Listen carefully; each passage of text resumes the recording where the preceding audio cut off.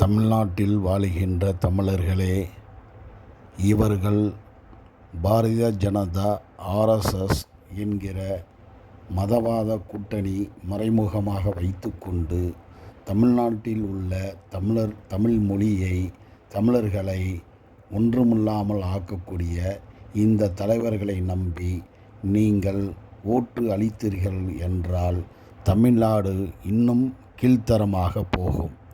இலங்கையில் வாழ்ந்த தமிழர்களை எந்த அளவிற்கு கொன்றார்களோ அவைகளை அத்தனை விஷயத்தையும் இவர்கள் ஆதரித்தவர்கள். இவர்களுக்கு உங்கள் ஓட்டா? நன்றாக யோசித்து பாருங்கள், நன்றாக சிந்தித்து பாருங்கள். இந்த தலைவர்களை நீங்கள் நம்பினால் இலங்கையில் நடந்த கொடுமை தமிழகத்திலையும் நடக்கும் என்பதை உறுதியாக புரிந்து கொள்ளுங்கள். ஆகையால் தமிழர்களே, உங்களை ஏமாற்ற வந்த இந்த தலைவர்களை நம்பாதீர்கள்.